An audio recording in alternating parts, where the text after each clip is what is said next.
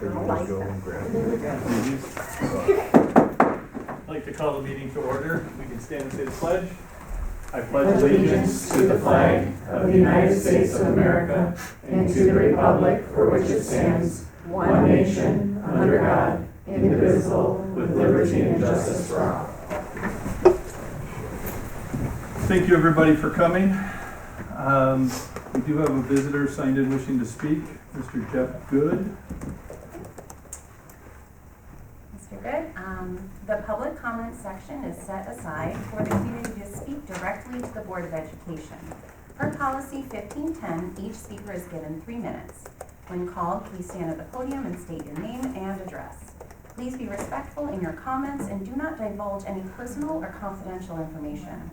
Also, under state and federal privacy laws, we are unable to entertain any comments related to employee personnel information or any topic that may disclose information about specific individuals. On these matters, we ask that you go through the appropriate administrative channels. The board will listen to your remarks, but no action or discussion will take place at this meeting. Therefore, please do not expect us to respond tonight. Thank you. All right, so you have my name already in the sign-in sheet, Jeff Good. My address is 17 Roman Lane, Amherst, obviously. So as members of the Board of Education should have already seen, I reached out to both the superintendent and the board via their general email alias on January 31st. In my message, I urged the district to take steps to publicly affirm its commitment to protecting and respecting all students during what is likely to be a very difficult time for many of them on account of the actions of the current presidential administration. Particularly concerning are those actions that attack students on the basis of their identities. On February 27th, the superintendent informed me that he would not release a public statement. I've come here today to ask the board directly to release such a statement. I am grateful to live in New York State, which has some of the strongest anti-discrimination protections in the nation. I also appreciate that in his February 27th message, the superintendent wrote that the district is focused on creating a welcoming and affirming environment where every student feels respected, safe, and celebrated, regardless of their identity. A crucial step in establishing the values of an institution is clear public communication of those values from the highest levels of leadership. Such communication is especially important during times when ongoing events may lead stakeholders to wonder whether an institution will maintain its values. This is clearly one of those times. I therefore the need for public affirmation of the district's values in this instance is amplified by the fact that the backgrounds of its board, administrators, and teaching staff are not representative of the student body. Given this imbalance of representation, silence from district leadership will inevitably lead students to legitimately question if they are truly supported. I therefore ask the board to release a public statement along the following lines. As the elected representatives of the Amherst Central School District, we understand that recent orders from the federal government, in particular those targeting the diverse identities of the district's students, have created an environment of uncertainty for many members of our community. We would therefore like to make clear that we are committed to valuing and supporting all students and are focused on creating a welcoming and affirming environment where every student feels respected, safe, and celebrated, regardless of their identity. As a concerned parent, I trust that the board will take timely action on this request. Thank you. Thank you. I did have one piece of written communication from BOCES board member Mark Mecca. Usually I have time to scan it and send it out to all of you ahead of time, but I'm just asking for our support as we will have to, we have to, is it tonight? Do we have to? For nominations. For nominations for there's 3 seats open for the BOCES Board of Education. Thank you. Ms. Christopher linked all 3 letters in the... Oh, did she? Oh, I'm sorry. I got one at my sent to me directly. So, and that's all I had. We do have some committee reports. Yeah. Technology committee. District Technology Committee met, and again, our focus this year is on AI. And we had a really interesting presentation from somebody at Hamburg, sort of like the Donna Freimeyer of Hamburg. Would you say that? That's what he was, and it really was kind of eye-opening about. It was more focused on how teachers could use AI in their class, and and in the planning. And it was pretty eye-opening for me and for a lot of people there. One thing that I think that I would recommend as a board that we do is like after listening to that, and is that, I know we're just approving our first policy for AI, is that we revisit that every year. And when I spoke to Donna and Amy Steger, they seemed to agree with that, because it's like things are gonna change so fast that if we don't, there are things that are gonna come up with AI that we don't know yet. I mean, that's almost for sure. And so if we don't update it, I think on a yearly basis, at least till, as a culture and we get our hands around AI, then the policy's gonna be outdated in a hurry. So that's one thing I would recommend, that specific AI policy, just get some eyeballs on it every year and say, does it still look good? Does it still work? Or this needs to be, we need to add something, maybe we need to change something. That's what I would say. Okay. Do we have any other committee? Yes, I, as the delegate to the Erie County Association of School Boards, I attended the delegate assembly last week, and just a couple of quick things. The ECASB budget was approved for next year. For the 12th year in a row, there will be no increase in dues. We also approved the revisions to the bylaws and the policies, which just had some updates and clarifications and some more flexibility regarding hitting quorum at the meetings. And of note, ECASB is working to build a student member program to support and train the new student member that we'll end up having to bring on next year. There is a good event coming up, ECASB event on April 10th.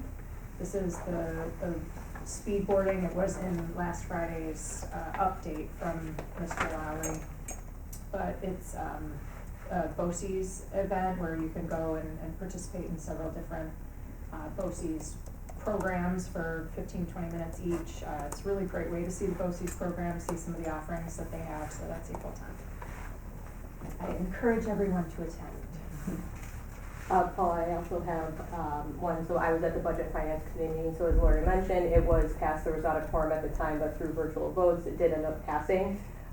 Just a couple other events as well, in addition to speed boarding. April 26th is the 3rd annual road rally. I was told at this meeting that it was Super fun. very fun. And then there is the legislative wrap-up dinner on May 22nd at Creekside. Great. Anyone else? All right, then we'll get to the superintendent's report. Thank you.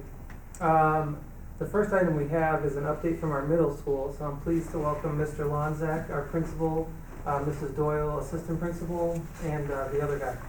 And Mr. Keiss, assistant principal. Welcome. Good evening, everyone. It's great to be with you here. Road running, that sounds kind of fun. Yes, we are here to present our update on everything Amherst Middle School. We are a proud unit of 3 administrators. We're in our 3rd year working here together, and we'll hop right in and just kind of share some highlights on how the year has been going. As always, what we'll share with you here tonight is rooted in our summer retreat, which is also then rooted in our district-wide strategic plan. So every summer we look forward to late July, where we launch a meeting with stakeholders, teachers, faculty, staff, students, and parents. We look at initiatives, we look at what we want to drive forward at Amherst Middle School. So again, what we'll present and share with you here all did come out of that grassroots initiative with stakeholders building wide. They are again rooted in the 3 pillars of our strategic plan. You know it well: teaching and learning, student life, and Amherst Pride. So we're going to share some great updates and some great things happening in these domains within our building. I'll get right into it, and I'll turn it over to newly tenured assistant principal, Derek Keiss. So, thank you, Mr. Lonzak. Most people know me as the other guy, I guess. So, one of the things we wanted to share with you tonight was, because obviously this marks 3-year anniversary for us, but also looking back, it kind of dawned on us that the 8th grade cohort this past year was the first cohort to be fully in person in quite a long time for all 3 years with us. That sounds kind of weird to say, right? But just because we have new board members as well, and to remind you kind of where we've been, 2021-22, we focused on, from Ms. Dr. Shanahan's office, ICT. So that was co-teaching with a lot of our core classes, math, science, and ELA, bringing support to all students in special ed, but also focusing on the teams of the E&L, also with some of our TAs. So bringing in multiple bodies, multiple supports, and again, jump-starting our MTSS and AIS initiatives that were stalled because of the pandemic. 22-23, we introduced collaborative instructional strategies, the Kagan models, in all of our grade levels, across the board in all subject matters. This kind of brings student-centered, focused learning into the classroom, as well as kind of get students talking, right? Coming out of the pandemic, right? A little bit more collaboration in the classroom, and allow them to kind of share and find their voice again. And then we also had our introduction of library and coding and health 7. And then last year, our CBT prep. Thank you to Amy Stager, Andrew Valella, and Donna Frymare, along with Lynn Shanahan for, that was a massive undertaking with the state changes that were coming.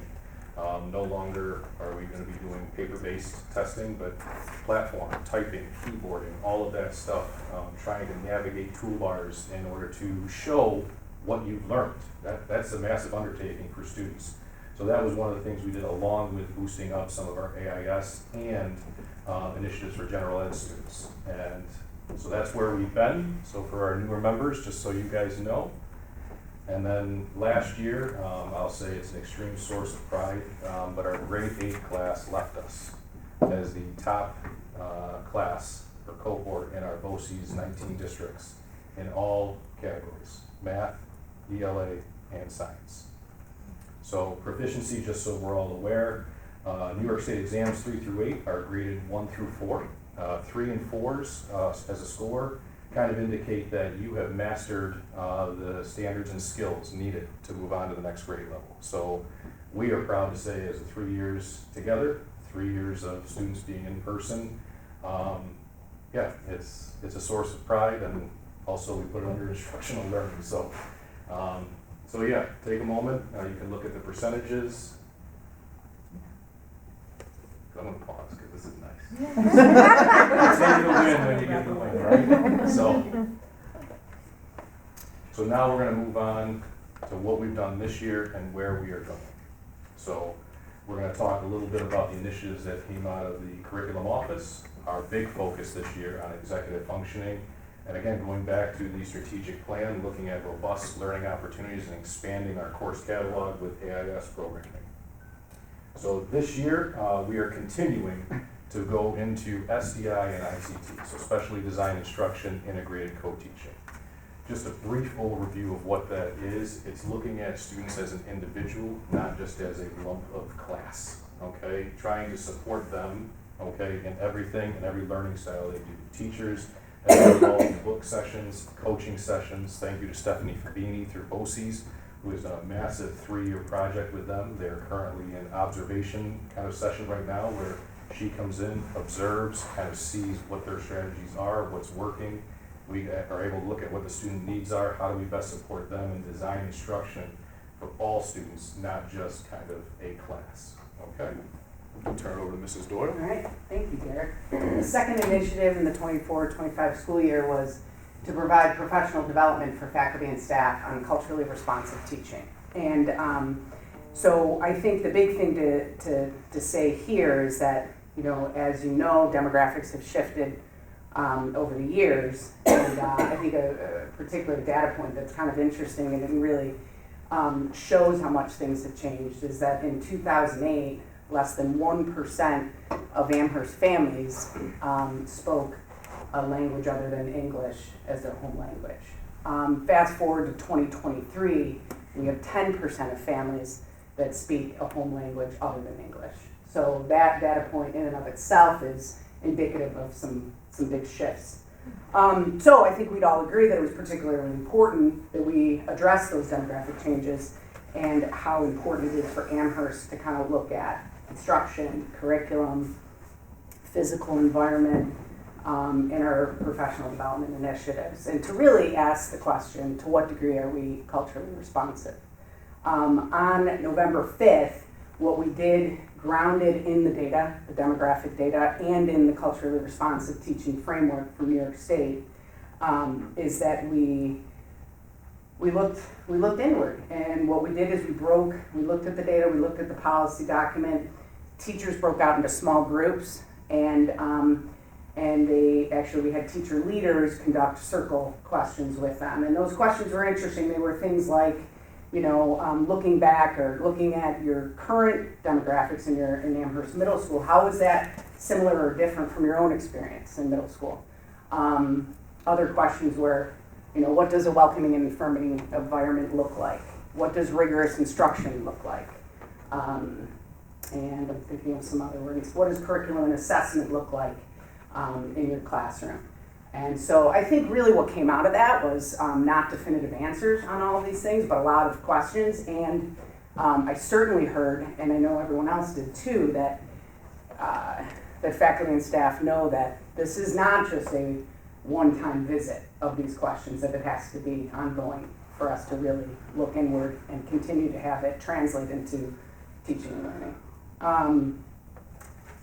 And now, the last curricular and instruction initiative is really trying to be intentional about executive functioning skills, and there's two places where we kind of hit that, and that was with the faculty book study, Mr. Lonzak is going to talk more about in the 6th grade seminar, and I'll talk about that in a minute, so I'm going to turn it over to Mr. Lonzak. Yeah, thank you, Julie. One of the big drivers going back to our this summer strategic planning in our retreat week was a doubling down on the big transition that is from 5th grade to 6th grade, going from one highly effective teacher generally at Smallwood or Windermere into a highly effective system of Amherst Middle School students and teachers, where you have a period system, you have 8 classes, you have lockers.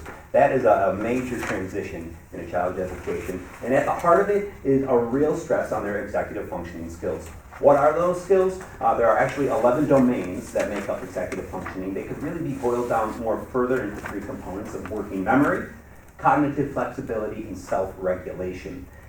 Pair in adolescence and puberty, and you get a really fun middle school experience. But at the center of it is executive functioning and helping students to manage their time wisely, become the best of that version of themselves. So our teachers have been engaging in a book study on executive functioning in the classroom, looking at practical strategies to improve their own craft, to stay organized, and to help our students stay organized, but it goes beyond that. How do you help a student who is struggling to get initiated with the task to actually do their homework at the end of the day? So these are some real questions we've been wrestling with this winter, and we're going to continue that work into the spring. Again, why are these skills important at the middle school level? They are critical for success, again. We have great teams of systems that are consistent, but still the student has a much more high cognitive load in the executive functioning domain. So this has been a major focus, both for our teachers, and we're doing it front and center with our 6th graders. Julie will tell you more about that later.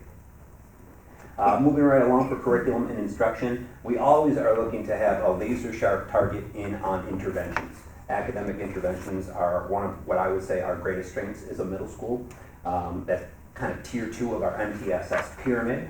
And we are looking to expand our programming on the reading side this year, piloting a new program called Just Words. It's based in Orton Gillingham Reading Program. We have used some of their programming in the past. It's a very explicit multi-sensory curriculum designed to help students who really need further encoding and decoding skills. We know at the 6th grade level particularly, that paired with our ELA Perspectives class and with our novels class, really help to bolster reading comprehension overall. So I'm going to stop talking about it, and I'm going to let the interventionists share a little bit with you what AIS Just Words is. I'm going to introduce Ms. Eisenhower, Ms. Downey, and Ms. McCross to share a little bit about the new program they put together called Just Words.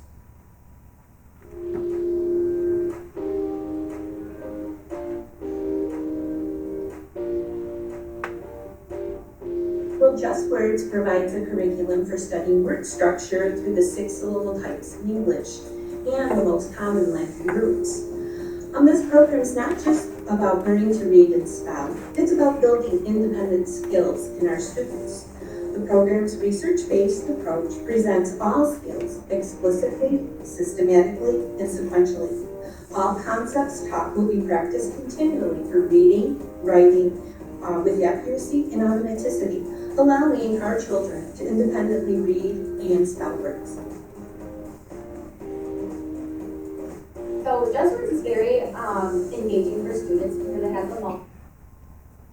Didn't plan for that. A little buffering going on.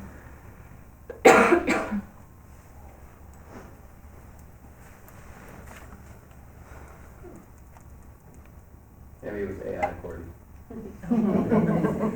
We'll see if it bolsters, but the video goes on to really share the engaging levels of this programming, which really focuses on, again, phonemic awareness. It gets kids up and moving. But really at the root of the program is really engaged in highly targeted, scientifically based reading intervention for these students that need it. These students were identified in close collaboration with AIS teachers from Windermere and Smallwood to recommend this programming to target the best intervention to the student. We are currently with the 3 of these teachers teaching 3 different sections and roughly groups of 4 to 6 students. So again, it's just a testament to the ever-evolving AIS programming that we have here at Amherst Middle School. It's scientifically based, it's research-based, and kudos to Dr. Shanahan and her office for providing support and training to get this program going. We can share the video out with you later, but we'll keep moving right along. I'll turn it back over to Julie now for student life. Great, thanks. So regarding student life, Mr. Lonzak mentioned that executive function was a big focus with teachers in our book study, and it's also a big focus with our students. So we're trying to be more intentional about sort of having them work on it. And Julie Terry always says that repetition is so important, and so we built over the summer what's called the 6th grade seminar, and not only is it looking at executive function skills, but it's looking at behavior traits and character traits. And essentially what we did was we recruited some 8th graders, and we had them do an assembly in the beginning of the year where they shared sort of their stories of growth and how they've grown. For instance, one student shared a story on regarding character, integrity, and that as a 6th grader, you know, when no one was looking, he was doing whatever he wanted, but that he's grown in that respect. And so we had probably 8 presenters of 8th graders present to the 6th grade class in the auditorium about stories on each of these 3 areas and how they've grown. So that was a great way to kick it off for a couple of reasons. One, peers are powerful, way more powerful than we are. And secondly, it gave them an opportunity to lead, to know what that feels like. And we continued working with those 8th graders and then on to 7th graders so we can recruit some new blood into the system. But what it looked like September, in class, in the 6th grade core classes, they worked on a self-assessment around executive function skills. So they looked at each executive function skills, assessed sort of where they're at, and set one goal. And then they went back in October and November with, again, the 8th graders leading reflections around that. Like, did you do what you said you were going to do? Why not? If not, why not? You know, where did you fall short? You know, and then also the understanding that this is really hard. These are long, lifelong goals, a lot of these, especially when it comes to prioritization, time management. And then in November, they did the same sort of thing in class, lesson on behavior traits, respectful, responsible, safe, and then followed that up with 8th grade leaders doing reflections. And then lastly, character traits, looking at tolerance, integrity, gratitude, empathy, respect, and then reflections. So that last in February, my voice is shaking, sorry. In February, they did a reflection, and this next is, thank you so much to Lori Sisenko for helping me with this video. She sort of on the sidelines was taping the kids doing circle discussions, and she was really trying to maintain, so it was authentic. So it's a little hard to hear, but I'll put captions on. What you have here is, these are all the 6th graders. Ooh, I gotcha. But right here, we have 2 7th graders. So 2 7th graders leading this circle discussion, which I think is really phenomenal. And they're sitting down talking about their character goals and how they did. You know, I picked empathy. How are you doing with that? And so... We're going to go sans videos tonight. So anyways, what we were going to show you was this young man, Jackson, and he's sitting there, and he's got the talking piece, and he's holding on to it, and he says, and he said, you know, my character goal was tolerance, and I think the question was, how would your life change if you were more tolerant? And he said, I think my little brother would like me more, you know, and then passes it on. And so it was really powerful to watch it, and I wouldn't have seen all of those things had it not been for the videographer, Lori, over there, so thank you. Let's see. attendance. I don't know if you recall, last year we talked about, in the last 2 years actually, we talked about putting a formative program in place to address absenteeism. And so we put a set of interventions in place. PPS staff and myself, we worked together on what letters go out, phone calls, in-person meetings, and so we developed a pretty elaborate tracking system to kind of stay on top of it. And I think the question was posed, have the interventions worked? And we have some early data. So right here you'll see, this is before we started the program, all right? And that shows right there that 16% have been chronically absent, okay? 16% chronically absent students. That's in the 22-23 school year. As you can see, since that point, it has, it's certainly dropped, and there's incremental change this year. So there's been a 4% reduction in students considered chronically absent. To be chronically absent, just to remind you, is 10% or more of the school year you're missing. So at any given point, we measure that based on the number of the school days that we've had so far. This chart, real quick, shows you in October, we had a 20% average absentee rate among those chronically absent students. And then 4 months later, right, we have a 13%. What happened in between those was letters, was phone calls, was meetings, in-person meetings, bringing parents in. And so I think this is something's working, all right? Next year, we hope to kind of hone in and track what interventions have been most effective. My hunch is it's the in-person meetings, it's the phone calls, like what's going on, that type of thing. But we'll drill down to see what's been most effective and finding out what are those biggest barriers to getting your feet in the door. I mean, our hunches and social emotional stuff, but it's many other things too. So that'll be the driver next year. Okay, I'm going to turn it over to Scott. Yeah, and a big thank you to Julie Doyle and our PPS team of counselors, because attendance work and getting kids in the door, it's roll up your sleeves hard work. It's also home visits. She's underselling how much work these great group of educators are doing to help students come to school more regularly.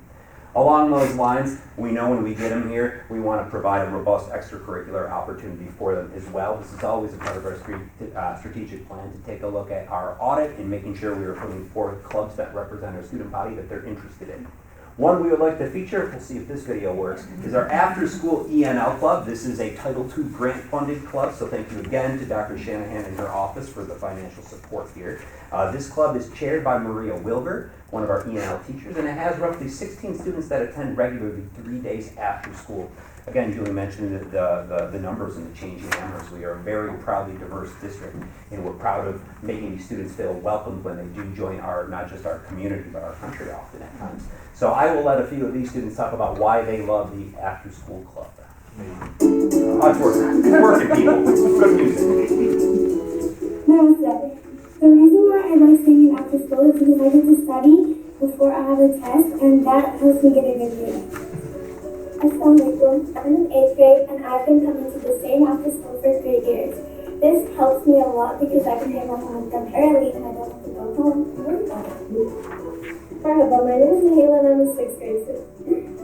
When the first time I came to after school, I was confused, but now I'm getting my homework done, and I have a good grade. My name is Marla, and I like after school because it helps me with school and with homework and with my grades. Hello, my name is Debbie. I go to Amherst Middle School. One of my favorites. I'm going to say why after school is fun.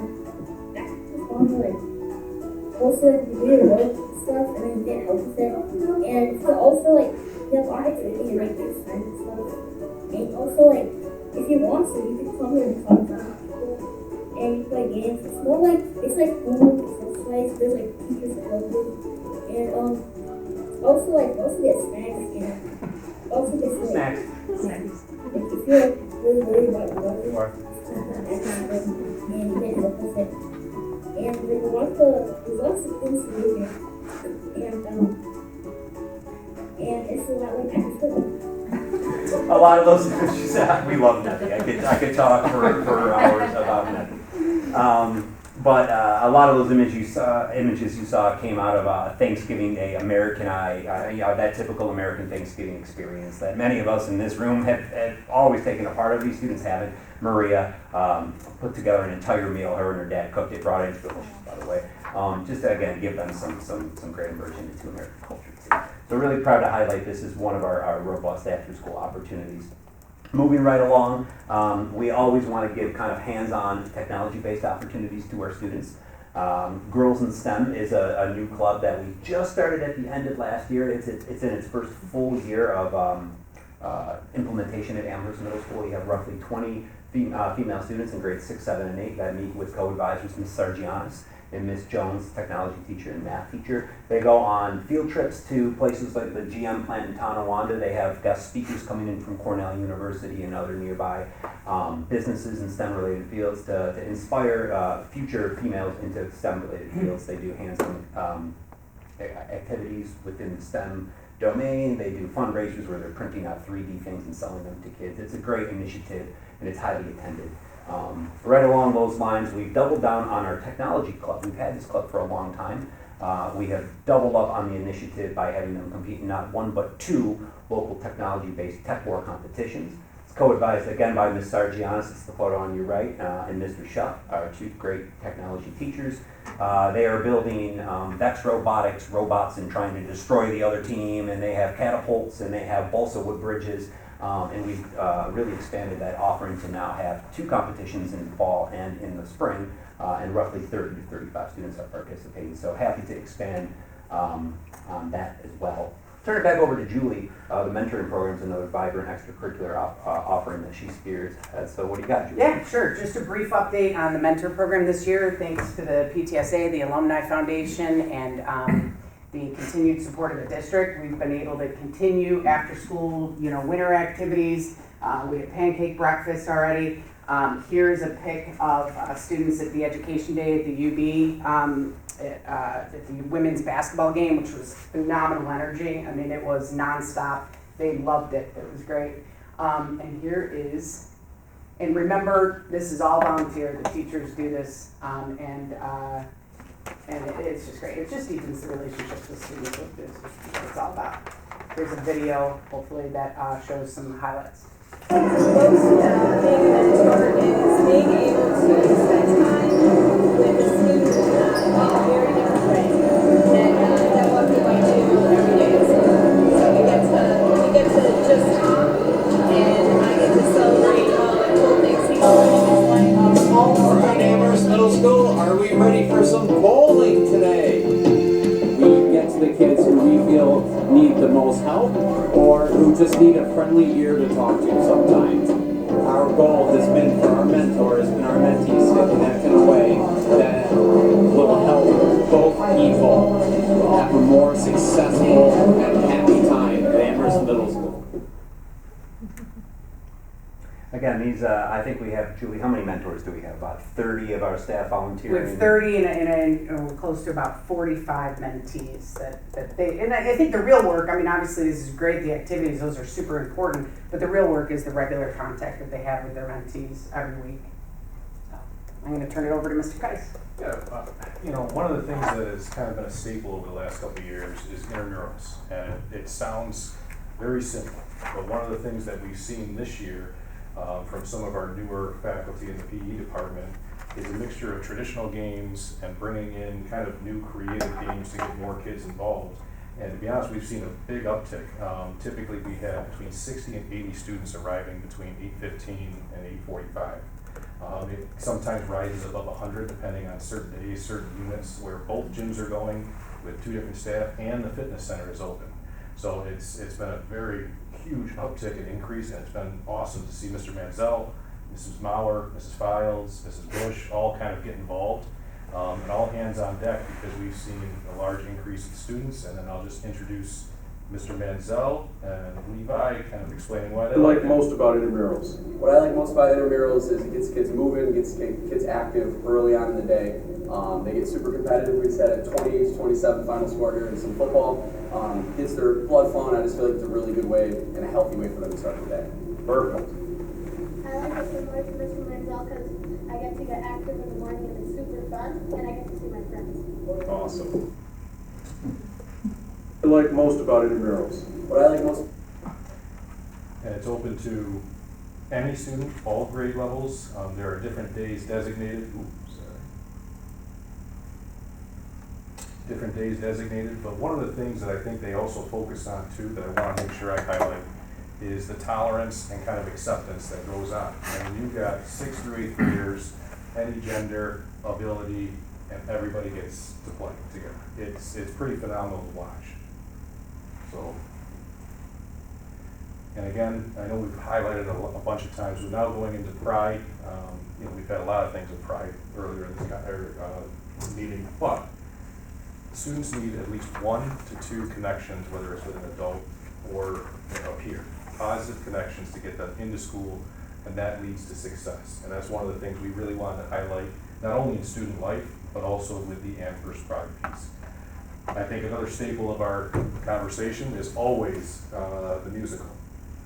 One of the things we highlighted last year that we continue to do is Aaron Ayer, our music and chorus teacher, along with the music department, are continuing to grow this production. Last year we had over 120 students in our musical cast and crew. This year we had over 130. That's 20% of our entire building that are getting together between 6 and 8. So another smash hit from the music department. It really was phenomenal. They do a great job, but it's really also nice seeing 6 through 8 just come together for months on end, working towards a common goal and building those connections.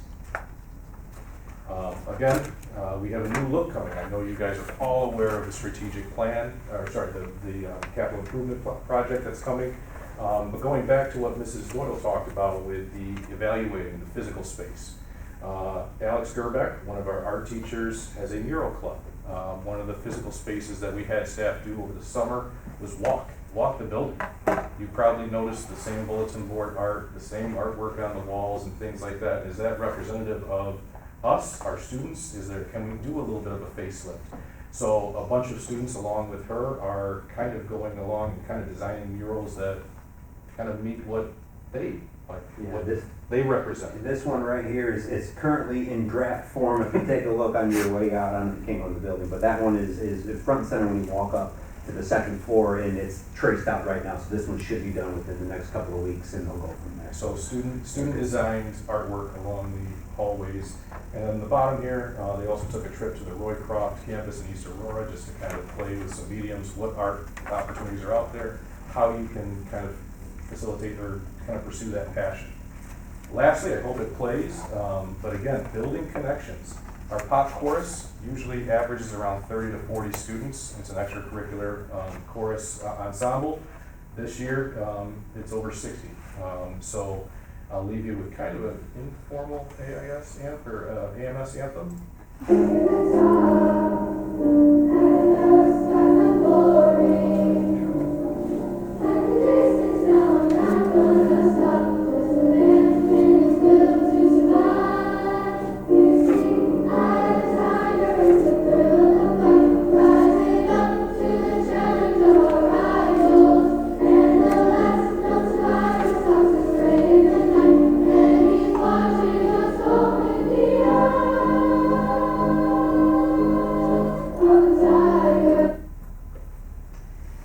They really sound beautiful. One story that I think is really important to share, especially as it relates to Amherst Pride, is something that kind of came together that was like, we really should do that, and it turned into, we did it. Fideli Don is a bus driver for Amherst Middle School, and about a year ago, I was talking to some other drivers at dismissal, and they were like, well, you know his story, right? And I said, no. And they said, he's one of the Lost Boys of the Sudan. So this became sort of something that we tried to look into getting him in to do a presentation. And the 7th graders read the book A Long Walk to Water, which is about the Lost Boys of the Sudan. And so with Kaylee Buziak and Sarah Barnes-Ryan, we worked on sort of when can we bring them in, who would it be most, should it be the whole school, should it be the 7th graders. And so they did a lot of prep work before he came in to present. And we did, Lynette LeBoy did an amazing job of encouraging the students to do fundraising efforts. They raised over $1,500 for Fideli's clinic back in South Sudan, which services the community he came from. And so he finally came on December 20th. So over a year of sort of when can you do it? He said, I'm going home, I don't know, and then I'm staying, I'm not leaving till later, and it was great. It was so awesome. December 20th he came in, and there's a picture of us at the end of the presentation. So really a cool story. And I'm gonna turn it over to Scott. Yeah, thank you. So again, just very proud to share just a few highlights again from the year. We still have a long way to go, but already so much has happened this year, and we're really proud of every great piece of work our teachers, faculty, and staff do to support all of our students. As you already know, we love to share good news, and every Sunday, again, just a little plug for Amherst Connections, AMS Connections. We're always giving good shout outs about the great things happening in our building. That's communicated out every Sunday via email. I do believe you are getting those now as well. So be on the lookout for great news that's happening. Ball for Bucks is the next big school event that's coming up at the end of March. The next time you see me, I might not have so much hair. So once again, thank you all for your support as a Board of Ed. We greatly appreciate having the opportunity to just have but a small part in the success of this district. As building leaders, we're very proud of the work our building does. And once again, thank you. If you have any questions, we'd be happy to answer. You said like the teachers meet with their mentees like several times. When I mean, just as a former teacher, it's like, when does that happen? Is there like scheduled time, or they have to sort of work around whatever? A little before school, a little after school. When they're eating lunch together. We are a big lunch bunch school. Yeah. They're giving up their lunches, and the kids are eating lunch in their room with them. That's where a lot of this is happening. They're just finding the time to make it happen. Yeah. So in some of the conversations, like I'll say that I mentor a few students, and they have a study hall, so they come down during their study hall a couple times a week. We might play cards together, and so they just find time. I just also wanted to say, I know Mr. Good made his passionate plea to the board, but I wish you would have stayed for your presentation, because I think your presentation really shows how inclusive this school is, and how much we really are trying to make students welcome from all different kinds of cultures and backgrounds. So hats off to you for that. Thanks. Thank you, everybody. Well, thank you. Nicely done. I appreciate your hard work that went into the presentation. And while we move from the exciting update from the middle school to we would like to welcome Mrs. Bazinski and Ms. Stoll from our business office to talk about our updated treasurer's report and some of our other financial reports that are provided to the board. Thank you. At some point, we need to change the pattern. All right, thank you for your time tonight. I am thrilled to introduce to you Mrs. Janice Stoll, our new district treasurer. She's been with us for about a year now. And over the last year, there have been a couple changes in the format of our treasurer's report and some of our financial reports. So we thought that it might be a nice opportunity to kind of explain to everyone what those changes are, what that looks like, why we're even looking at our treasurer's reports, and as board members, what you can be looking at or looking for when you're getting those reports in your monthly packets. So with that, I'll turn it over to Ms. Stoll. I'm going to drive for her. I don't know how to drive yet. So the treasurer's report, what is this? It's really a form of information for you that is capturing your bank statements from the previous month. Or for instance here, we're going to be looking at, in your last packet, you received the December report that you approved at the February meeting. So we're actually providing a snapshot of bank account balances in that report. It summarizes all the cash received, it summarizes all the checks that we paid out, and basically I highlighted in the next few slides here where we hit. So for instance, I chose 3 bank accounts. I chose our payroll account, and you can go to the next slide. I chose our money market account, our payroll account, and our checking account. We do have a total of about 13 accounts, and we also have investment accounts. So these are the ones that we hit mostly. The far one on the right, the money market account, is where all of our monies come into. So the state pays us money, right? Our state aid money comes into that account. So most of all of that, you're gonna see under the receipts each month, I've highlighted in green for you, you know, kind of like what is it that we're getting? What kind of money are we getting? Where is it coming from? You'll see that we do interfund transfers. Well, we take the money out of our money market account and we actually move it into our checking account to pay our bills. So on the next slide, you're going to see where we've paid money out. So our check warrants, that in our general fund checking, we also have multiple funds. I'm only showing you the general fund side, what we call the A fund side, okay? And what we've paid out our payroll, we've moved money around, just in these three accounts. But you do see other names listed there.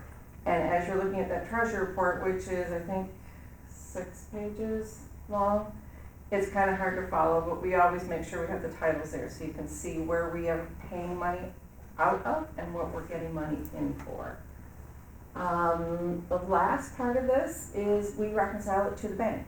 So you're looking at what the bank balance was at the end of the month, what checks we might have outstanding, what other transfers, withdrawals that we have that haven't hit yet. And that's what we're capturing here.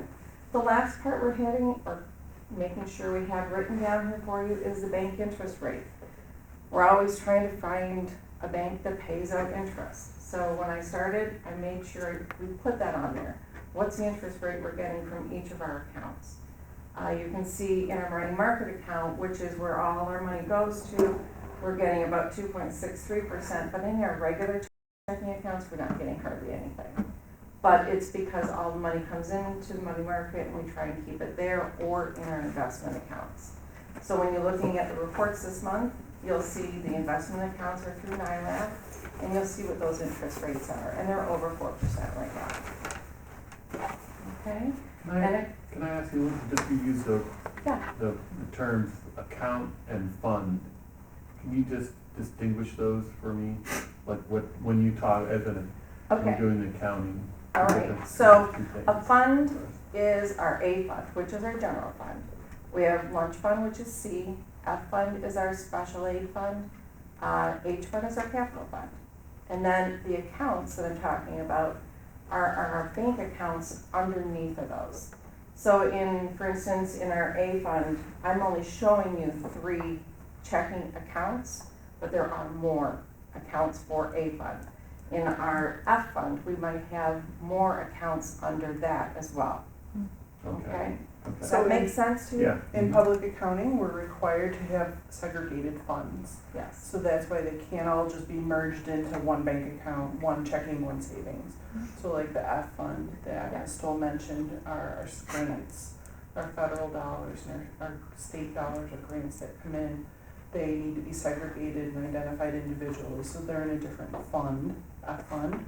And though when you're looking at appropriation status reports, there's a letter in front of a budget code, and that designates within that budget code what fund it's tied to. Okay. I mean, generally speaking, the general fund is probably 80% of our overall budget. General fund is our operating account. Yeah.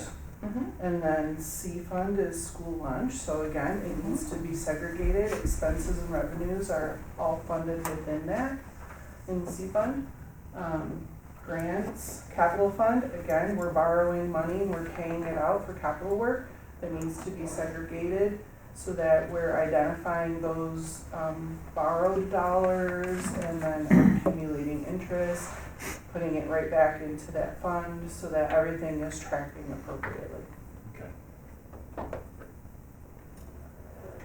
You good with this? Yeah. And any other questions? And then the transfer reports. So Yep, those we're are gonna just talk about that. Oh, okay. Go ahead, okay, I'll just let you talk about it. Oh, well, we're gonna show. Do you have any other questions on the treasurer's reports? Great. Good, okay. So I think Doug has me hooked up to your agenda. Okay. So we have tons of reports that come to you as part of our financial package. And the treasurer's report is really just a summary of all of them. And the rest of the reports are kind of like the backup to the treasurer report. So here, this is our actual agenda. Is this today's? Yes. This is today's agenda. And part of your new business will be to approve the financial reports. So in here you have the treasurer's report. So when you click on it, and then here is the treasurer's report. And it's pages, pages, pages, pages. But again, it identifies all of the pieces that Janet, Ms. Stoll just went through with you. Backing that up, all the pieces that go with it, we have the investment report, our budget status and summaries. Those are our expenses and how much money we had in our budget, what we've spent, what we have left to spend, and then budget transfers. So I will talk about these and explain this a little bit. But before I get into that, our claims audit reports, we have one for September, which obviously is dated, because we realized that we had missed it when we did our financial reports. We put the warrants in, but we didn't link in the claims auditor report. So we wanted to make sure we got that caught up, which is why it's kind of off. But moving forward, we're gonna have everything usually in the second meeting of the month, so we'll be on a good schedule moving forward. But for the warrants, what you will normally see is the claims audit report and then any warrants or like the checks that were paid. So the claims audit exception report is compiled by our internal claims auditor. So our AP clerk will process all the payments. She'll gather the proof of receipt of items, the invoices, and she'll enter the payments, she'll cut the check. But before anything gets processed, it gets audited by our internal claims auditor. And she will review everything, make sure it's appropriate and up to date.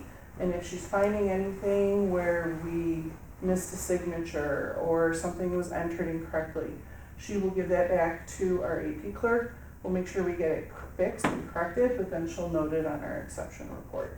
And that really is a means of helping us improve and making sure that our finances are good, that we're transparent, and that all our payments are going out appropriately. And then the warrants that are tied with that is truly a listing of all the payments that have gone out, and like here is A, so that's general fund, and then it tells you what the budget code is, what the purchase order number was, how much was paid, and it's like 60 pages long because we cut checks twice a month, which is why there's normally 2 warrants attached. So backing up to the budget transfers, so when we approve our budget every year, our budget is $68 million, whatever our budget is.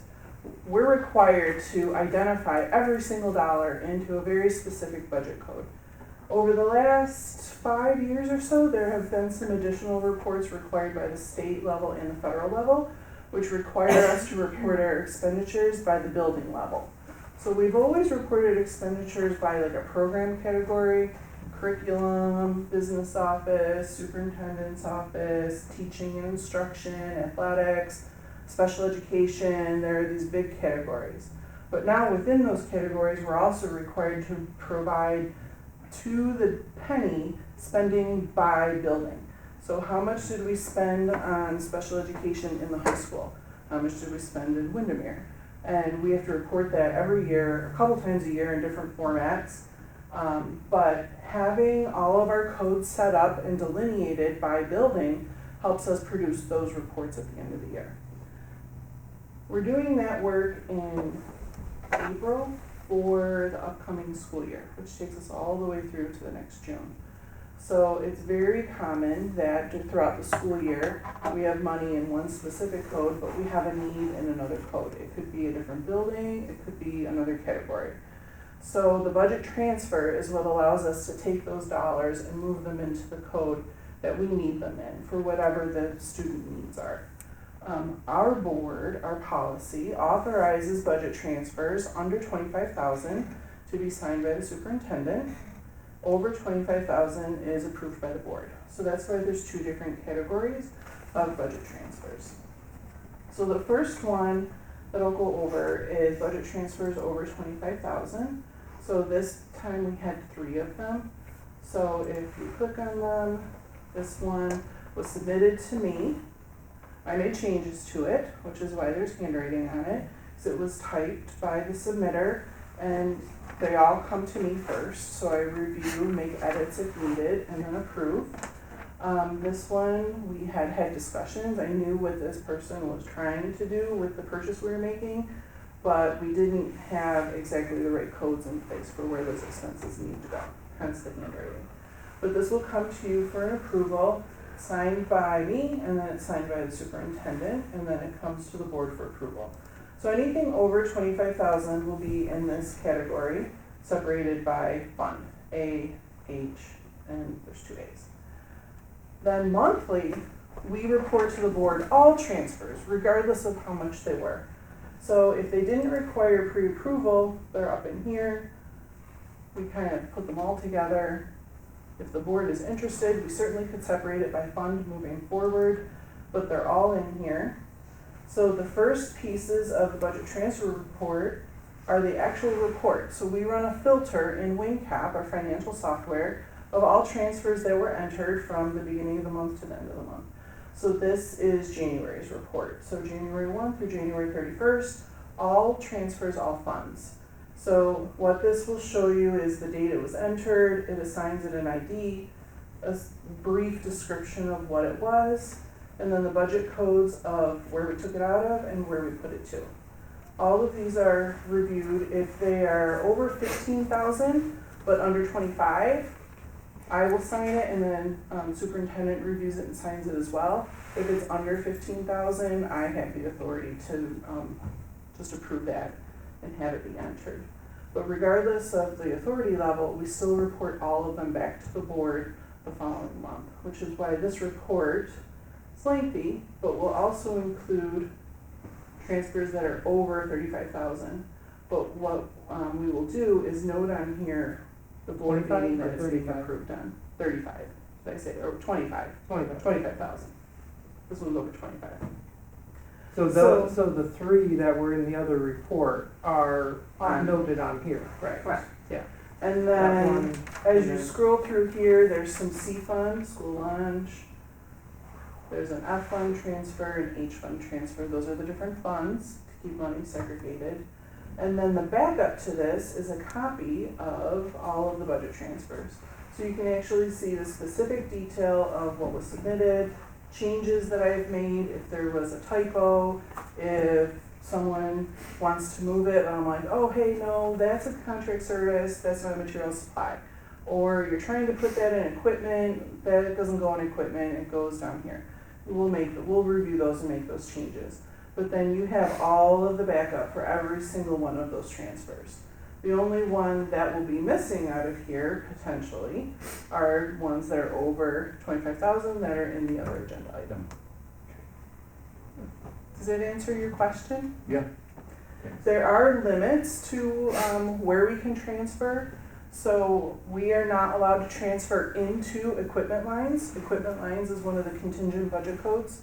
So in the event that a budget doesn't pass for a school year, you lose all of your equipment money if you go contingent.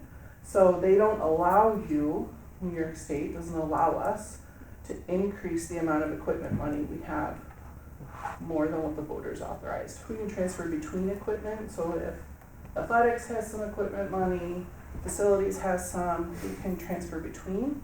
We can transfer out of, take out of equipment, move it into materials and supplies, contract services, but we can never increase those contingent lines above what the voters authorized. So that's it. These are all of your financial reports, and the treasurer's report is up there on top because that is the summary of everything that's below it. Any other questions on any of the financial reports? Great. That was great. Thank you. Do you want me to use this up? Yeah, I can take that. Okay, thank you. Thank you. We'll go back to you. Your new business. All right, I will need a motion to approve new business. I'll make a motion to approve new business item D1, consent of new business personnel and financial items. I'll second. Any discussion? All those in favor of approving item D, Consent of new business, personnel, and financial items, please say aye. Aye. Opposed? Motion carries 6-0. Ms. Custodi, do we have any follow-up action items? I do not. All right, then we will need a motion to convene to executive session. I will make a motion to convene to executive session to discuss the employment of particular persons. We have a second? A second. All in favor of convening to executive session, please say aye. Aye. Opposed? Motion carries 6-0. Thank you, everybody, for coming.